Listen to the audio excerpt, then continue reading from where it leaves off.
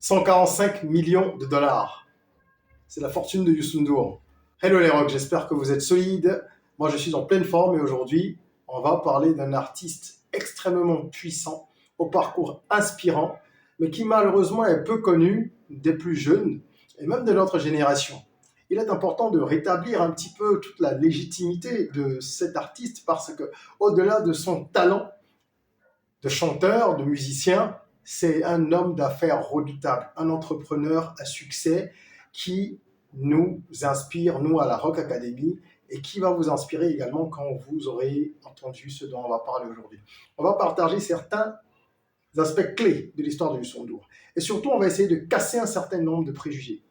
Parce que j'entendais des gens dire il n'y a pas longtemps que les artistes en Afrique, de toute façon, lorsqu'ils réussissent, c'est parce qu'ils ont soit opté pour des pratiques très peu recommandables, donc on associe toujours tout au mysticisme, hein, vous nous connaissez, ou alors à des relations, la politique, blablabla. Je ne dis pas que ces choses-là n'existent pas. Je dis simplement que c'est réducteur d'attendre qu'il y ait forcément des facteurs extraordinaires, mystiques, surnaturels, pour pouvoir reconnaître en fait le talent d'une personne. On ne peut pas se fonder uniquement sur ça. Et le cas de Youssou N'Dour est un cas évocateur. Vous allez voir comment est-ce que cet homme a bâti une fortune de 145 millions de dollars. Pour vous dire les choses très simplement, c'est l'artiste le plus riche du continent africain. Si vous êtes sur cette chaîne pour la première fois, je vous souhaite la bienvenue, je vous invite à vous abonner. Ici, on parle de business, entrepreneuriat, de mindset, de soft skills, d'éducation financière. Et on retrouve tout ça, en fait, dans la vidéo d'aujourd'hui, parce que le mindset de Youssou N'Dour, c'est le mindset d'un gagnant. On va retrouver également ici de l'éducation financière parce qu'il sait investir son argent.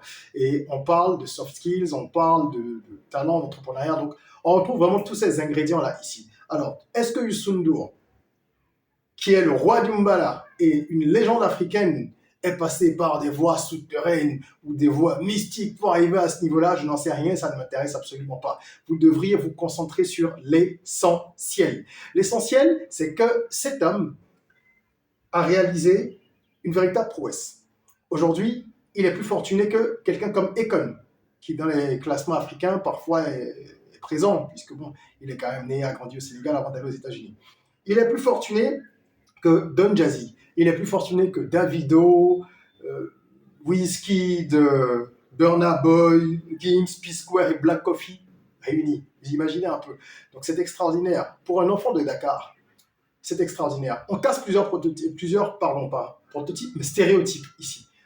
Déjà, un francophone qui est sur le toit du monde de la musique africaine. Ça bouche un con à pas mal de gens, hein. Donc c'est possible, n'est-ce pas? Très bien.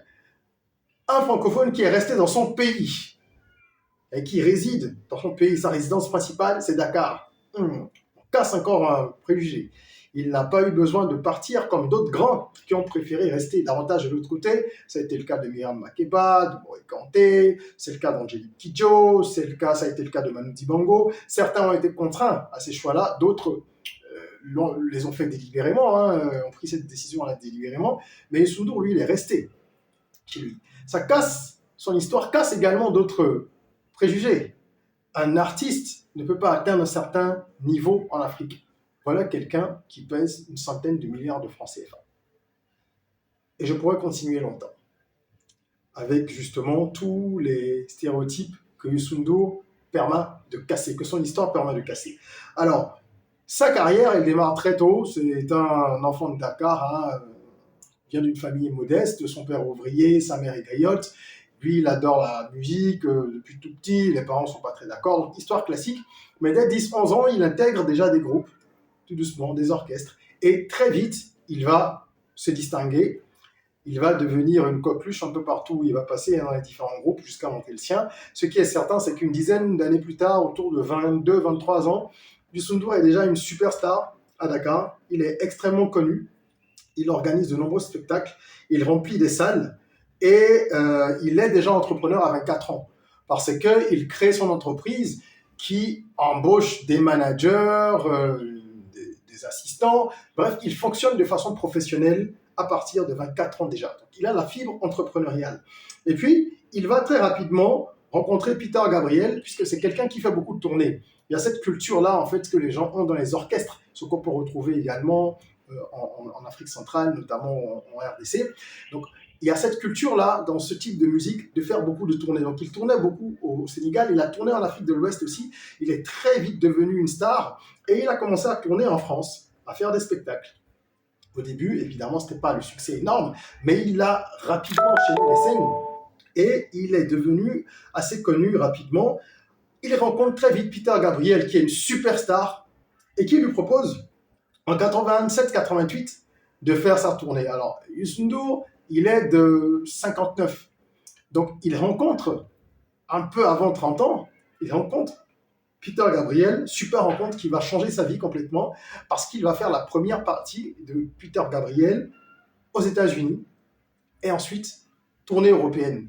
Et là, il rencontre tout le monde, quoi. Tracy Chapman, Sting et plein d'autres grands noms. Ça lui fait rentrer au Panthéon. Ce qu'il faut savoir, c'est que très rapidement, lorsqu'il accède à la cour des grands, il capitalise là-dessus. Et c'est quelqu'un qui est engagé, et ça va beaucoup le servir aussi. Il est engagé dans les causes humanitaires, donc tout ce qui est droit de l'enfant, tout ce qui est droit de l'homme. Il a organisé un concert, je crois, dans les années 80 pour la libération de Mandela à Dakar. Donc, il est vraiment engagé, et ça vient jouer également au niveau de l'image.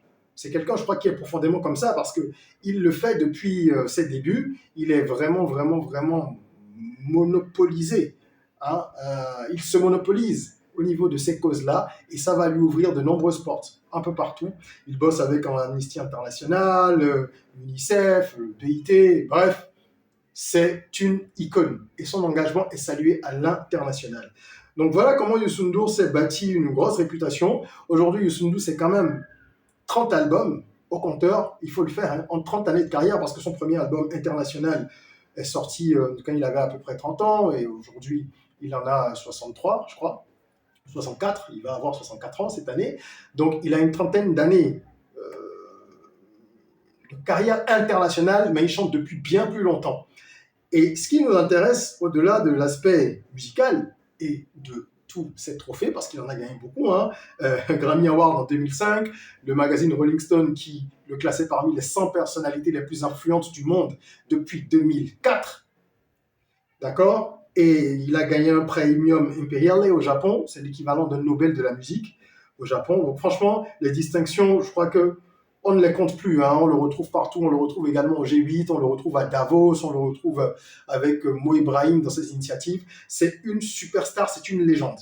Au niveau entrepreneurial, Youssou N'Dour va connaître son envol à partir de 2007. Pour vous dire qu'il n'y a pas de magie en fait. Il faut arrêter de voir la magie, la sorcellerie, le réseau, la politique, la poudre et tout ça partout.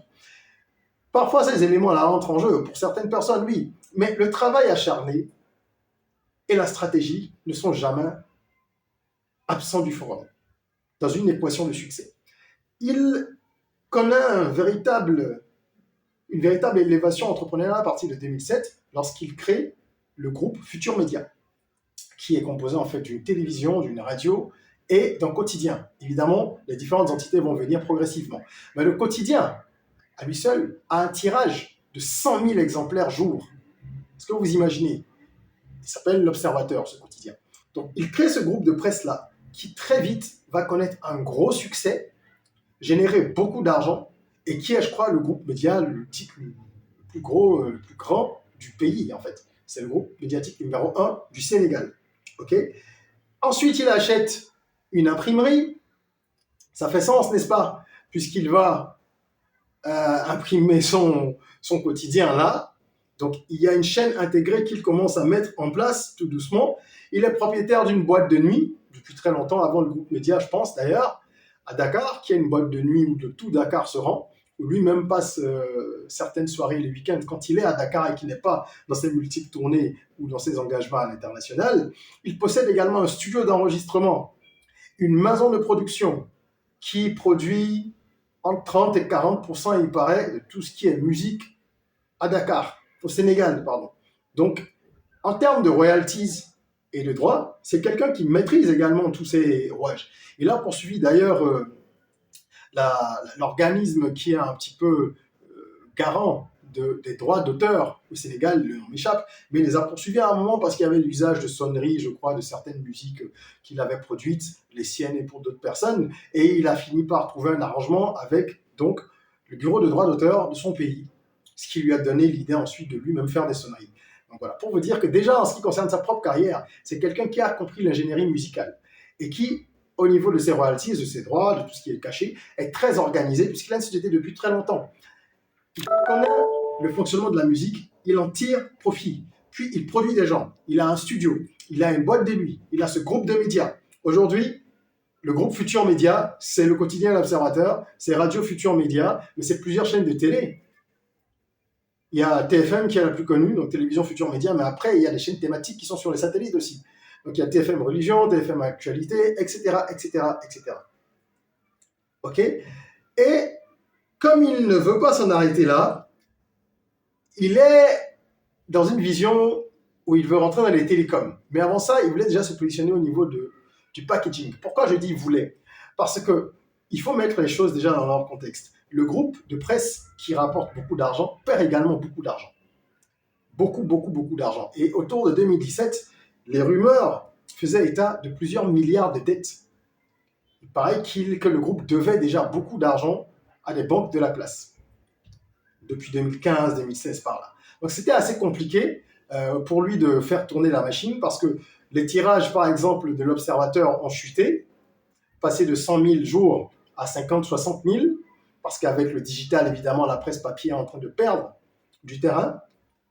Il avait des charges autour de 2016, justement, salariales au niveau du groupe médiatique, qui se levaient à 200 millions de francs CFA mensuellement. C'est énorme.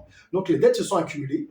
Mais parallèlement, il avait un gros projet. Je pense que c'est aussi pour remettre un peu à flot l'entreprise, enfin le groupe, qu'il pensait à d'autres initiatives, ce qui est le propre des entrepreneurs. Déjà de vouloir s'étendre, de faire de nouvelles choses. Quand on a la fibre, on veut toujours créer davantage, mais aussi pour équilibrer les différentes difficultés éventuelles qu'il y a dans une entité ou dans une autre.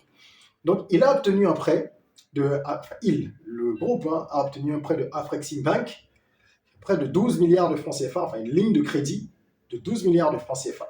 Et cette ligne de crédit devrait servir principalement à l'acquisition de certaines machines pour faire de l'emballage et du packaging au Sénégal. Il voulait se positionner pour devenir vraiment le leader et certainement en faire aussi dans la sous-région. Ce qui s'est passé, c'est que malheureusement, après avoir acheté les machines, il y a une des machines qui coûtait, je crois, 2 milliards.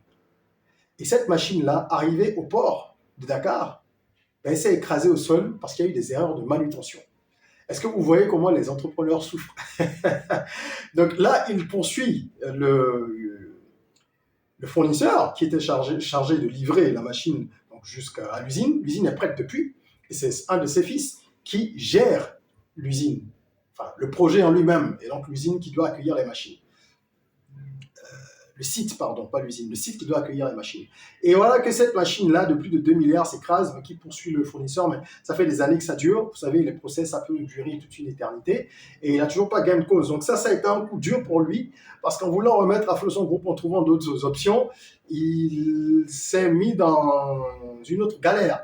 Il a également ce projet de U-Mobile, qui est donc dans les télécoms, devrait permettre à tout le groupe de se refaire une santé financière, parce que si ça fonctionne, les télécoms, il y a beaucoup d'argent, mais les licences sont extrêmement coûteuses. Hein, il faut pouvoir trouver de la liquidité et des sous, des prêts, des banques qui peuvent vous porter jusqu'à 100 milliards, pas que pour les licences, non, mais pour pouvoir mettre tout ça en place. Évidemment, avec entre 2 et 5 milliards, on peut démarrer, c'est ce que disent les experts sur le Sénégal, mais pour pouvoir tenir, il faut prévoir dans la centaine de milliards pour les infrastructures et tenir sur plusieurs années. Donc, c'est un des projets les plus fous de Youssou N'Dour au niveau entrepreneurial. Il y croit, il continue à mener sa carrière musicale et il gère toutes ses autres entreprises, mais il veut vraiment que U-Mobile voit le jour et soit une véritable entreprise à succès. C'est ce qu'on peut lui souhaiter de mieux.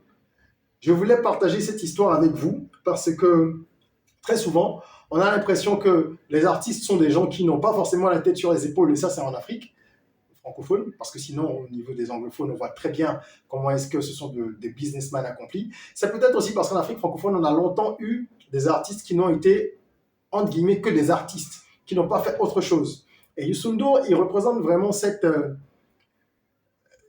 facette-là qu'on peut retrouver chez certains artistes. La facette de l'homme d'affaires, ce qu'on trouve beaucoup chez les anglo-saxons. Il est très anglo-saxon d'ailleurs dans sa façon de fonctionner.